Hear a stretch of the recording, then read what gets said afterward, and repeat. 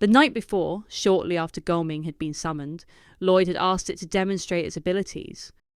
The bird had refused and had simply lain down to relax. Lloyd was surprised. Normally his helpers were eager to show what they could do. Podong had tried to persuade Goming to work with them, saying that the work was satisfying. Goming had not been enthusiastic, but after a moment it had said it supposed it would give it a try. Now, back in the present, it seemed that Podong's words had failed to motivate the lazy bird. Lloyd looked at Goming, leaning against a tree, and wondered what he should do. Podong peeked out from Lloyd's pocket, then climbed down and walked over to Goming, asking it to keep trying. Goming refused. It said that it did not want to work, adding that its master, Lloyd, had not compensated it yet. It asked why it should work for him at all. Lloyd's expression twisted as irritation flared. The bird was starting to get on his nerves. Podong scolded Goming, telling it that such an attitude would not do. Goming did not care. It looked at Podong, then spat out the twig it had been chewing. The twig struck Podong on the head. Podong was not amused. He turned to Lloyd and asked for a red seed. Lloyd handed him one. Later, Goming flew through the air, terrified as Podong gave chase, now massive after eating the seed. Podong grabbed Goming by the tail and yanked it closer as the bird struggled to escape. It then shoved Goming's head into its mouth and swallowed the bird whole. Lloyd watched in shock at what he was witnessing. Moments later, Podong spat Goming back out. The bird lay on the ground, panting and drenched in saliva. Podong leaned over it and asked how it felt about working now, grinning as it spoke. Goming frantically answered that it wanted to work, clearly terrified of Podong. Podong then turned to Lloyd and grinned. Lloyd gave it a thumbs up. Later, Lloyd worked the farmlands as the terracing progressed along the mountainside. The slopes were cut back and smoothed into tiers, preparing the ground. Bibyong sifted the dirt down into fine dust, while Goming stretched silk into a grid across the prepared soil. Podong stayed close, keeping the new recruit in line. When it was time, Lloyd called out to the white cavalry. They layered soil over the silk nets, repeating the process until the backfilling was complete.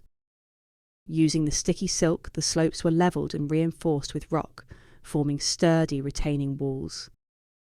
With that, the first section was finished. Lloyd was pleased. At this pace, the work would be done before spring. Once completed, the plots would be sold to the refugees. After that, more apartments would be built as needed. And by this time next year, Lloyd would finally realise his dream of being a rich bum. Later, construction on the terraced farmlands of the Frontera estate was completed.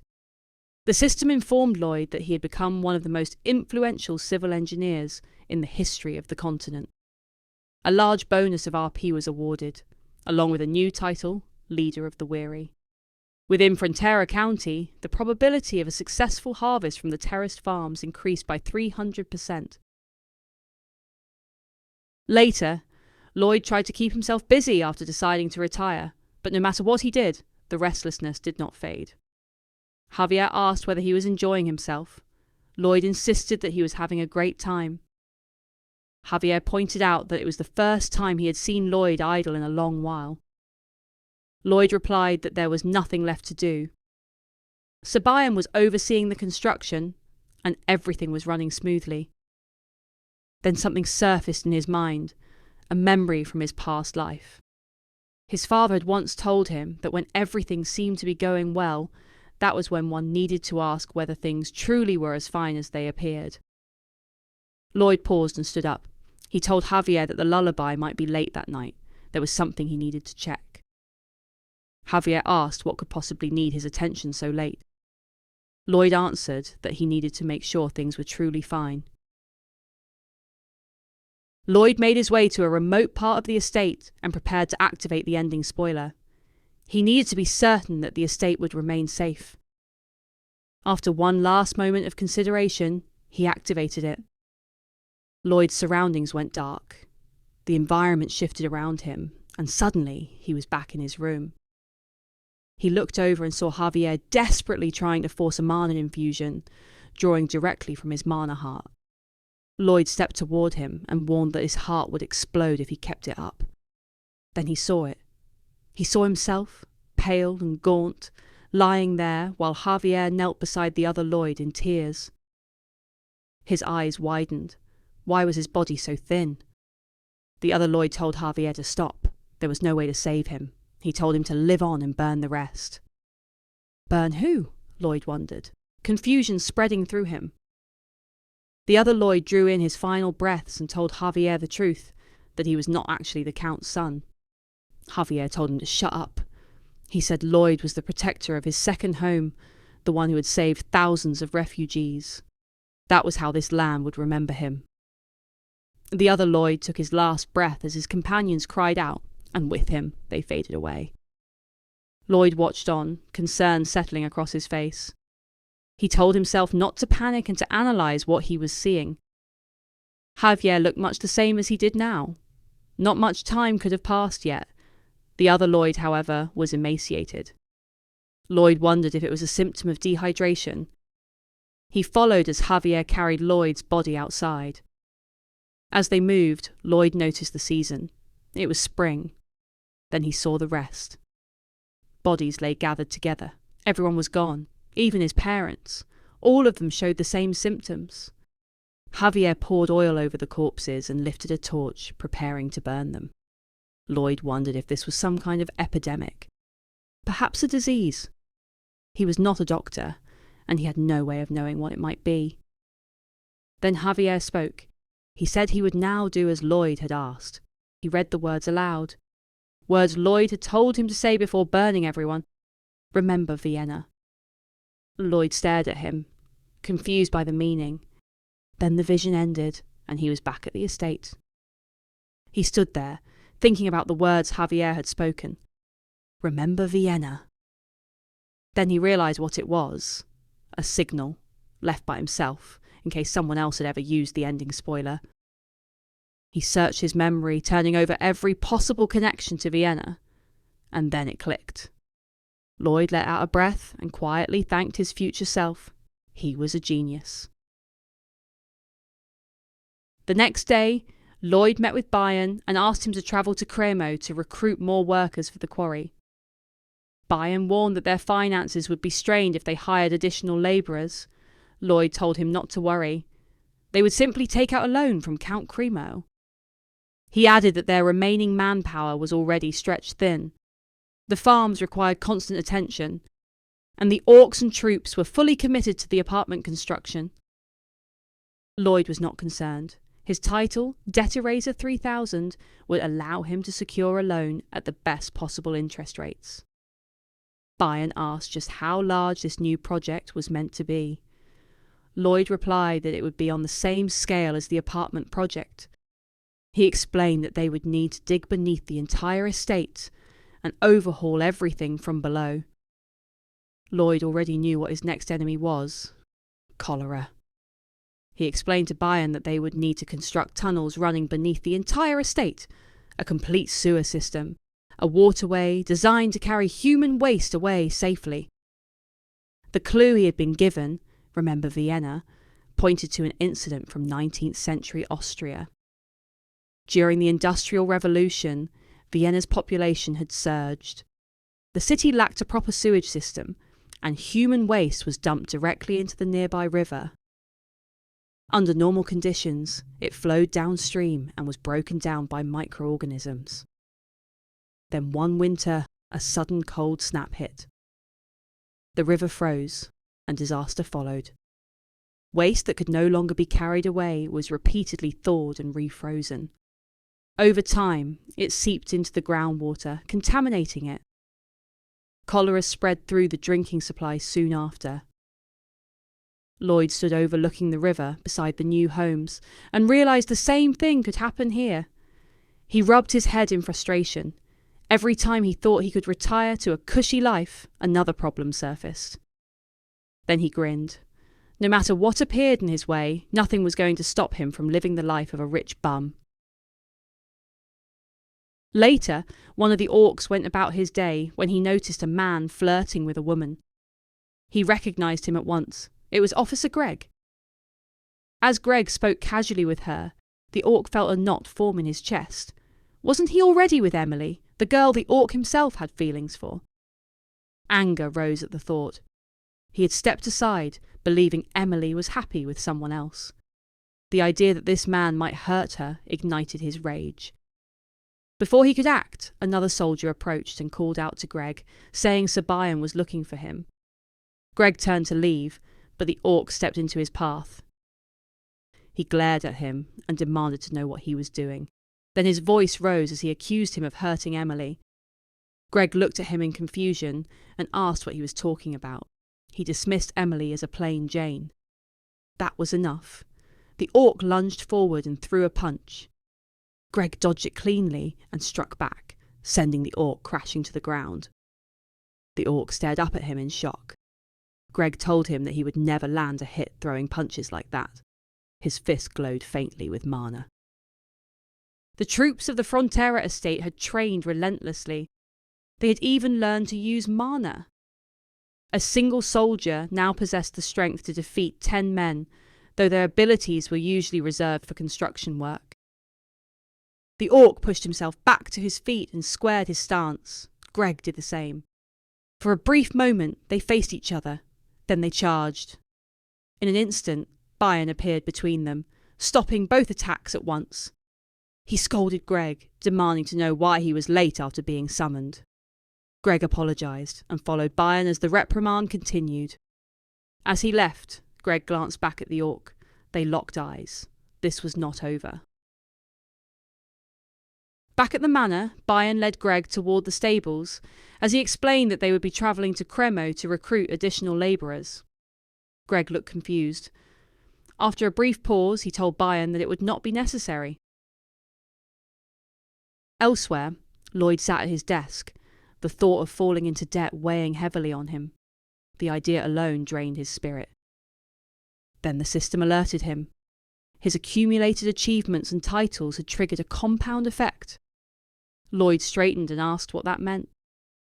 The system explained that after everything he had done for the estate and its people, they wished to repay him for his kindness. Lloyd's eyes narrowed as he stared at the screen. A new effect had activated, repaying in kind. Confused, Lloyd asked what exactly they intended to repay, and how they planned to do it. Before an answer came, a loud commotion rose outside his window. He stood and looked out, his eyes widened. A crowd had gathered below, cheering his name. They shouted that they would do anything their lord asked of them. Some even claimed they would work for free. Lloyd stared at them in disbelief. Then he shouted for them to shut up. The crowd fell silent at once. He glared down at them and said there was one thing he never trusted: anyone who claimed they would work for free. He told them to value their own worth and to demand proper compensation for any labour they gave. He made it clear that he would never allow them to work without pay. The people listened, confused, as he continued, insisting that he would not accept free labour from them. Then he pointed at the crowd and told them to prepare to sign contracts. The silence shattered as cheers erupted once more. Lloyd turned away from the window and walked back into his room, a single tear forming in his eye. Elsewhere, in the city of Asfahan, a carrier pigeon arrived and delivered a message to the Sultan. The letter carried news from the west, gathered by their reconnaissance team. It spoke of creatures under the control of a demonic master. A monstrous bird that streaked through the sky, a beast capable of overturning the earth itself. A leviathan said to swallow oceans, a serpent able to devour mountains, and an ancient beast whose roar could shake the heavens. It went on to describe the people, ordinary villagers capable of defeating an orc warrior with their bare hands. Even the elderly could move faster than the wind. As the Sultan continued reading, his expression grew increasingly grave. The white cavalry, once considered a dire military threat, now wielded shovels instead of lances. They had even recruited elves and orcs to assist in their labour. The letter concluded with a single assessment. If their civilians possessed such strength, then the true might of their army was beyond imagination. The Sultan sat frozen after finishing the letter, his grip tightening around the parchment. What kind of place was this? At the Lacona Manor, 2 servants fought for Diego's amusement. Diego told them to fight like they meant it. The 2 men hesitated, exchanging uncertain looks. He warned them that if they disobeyed, their wives and children would be left to starve. After a moment, the 2 servants threw themselves back into the fight as Diego cheered them on. Then Lloyd appeared beside him and commented on how exciting the fight looked. Diego agreed, then shrieked when he realised who was sitting next to him. Lloyd narrowed his eyes and asked why Diego squealed like a pig every time he saw him. He glanced at the 2 servants and asked why they were fighting. Before Diego could answer, Lloyd laughed quietly, saying how nice it was that his status could make those below him do as he pleased. Lloyd turned back to Diego and smiled. He said he wanted to join in as well. Diego began to tremble and stammered that he would never ask someone as beloved as Lloyd to fight. Lloyd cut him off and asked what he was talking about. He said he was ordering Diego to fight. Diego went pale as Lloyd told him to fight Javier. Javier sighed, drew his aura sword, and stepped forward. Diego protested, begging Javier to put the sword away. Lloyd told Diego to draw his own sword. Diego dropped to his hands and knees, begging Lloyd to spare him. Lloyd sighed and said it would be unfair to make him fight a swordmaster. Then his mouth widened into a grin. He told Diego to fight him instead. Diego began to sweat, his breath growing uneven.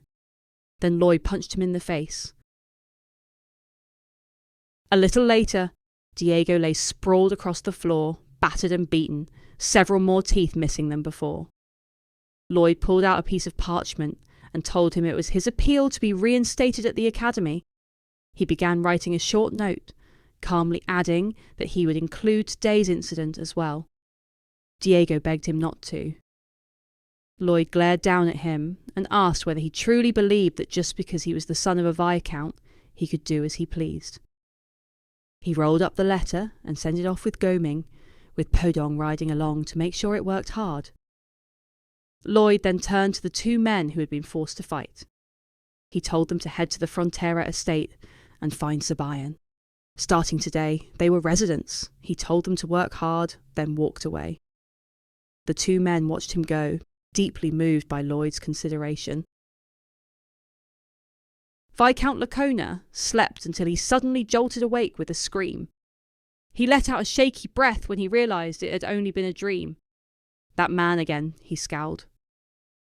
Then a voice called out from just beyond his chambers. The Viscount shouted, demanding to know who dared disturb him at such an hour. The reply came quickly. It was urgent. Grumbling, the Viscount rose and made his way to the door, warning that whoever it was would feel his whip for their insolence. He opened the door. Lloyd's grin greeted him. The Viscount staggered backward and collapsed, unconscious from the shock. Lloyd looked down at him, then turned to Javier with a smile and asked whether his face was truly that frightening. Javier replied that it was not exactly pleasant to look at.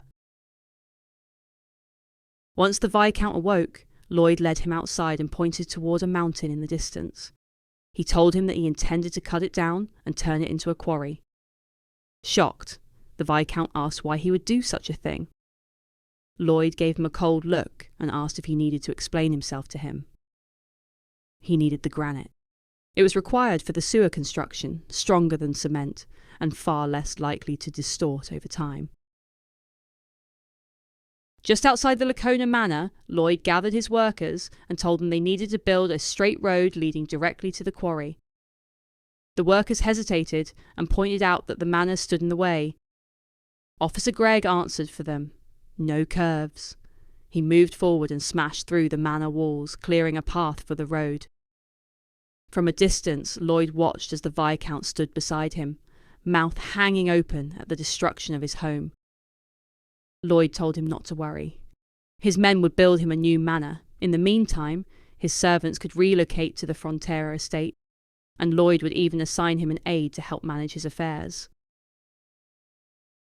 Later, the Viscount sat inside a tent with his new aide. It was Melika, the massive elf who had once fought Javier.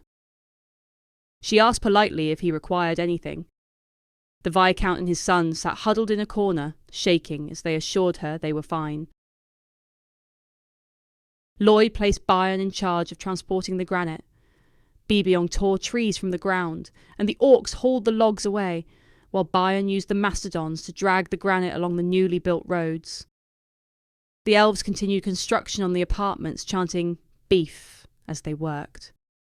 The remaining problem was waste. Lloyd knew he could not rely on the engineering corps to shovel it out of the sewers. The scale alone made that impossible. He considered incinerating it, but he lacked anything with sufficient firepower. He searched his memory, turning the problem over again and again. Then it came to him. There was someone perfectly suited for this. Lloyd headed to the smithy and found Master Cordigos. He asked him to forge a suit of armour made from the sap of the Alencia tree. Cordigos frowned and asked why he would want such a thing. Was he planning to fight a dragon or something? Lloyd grinned and answered yes. Cordigos blinked and asked who would be fighting the dragon. Lloyd pointed at Javier. Javier's face twisted in exasperation.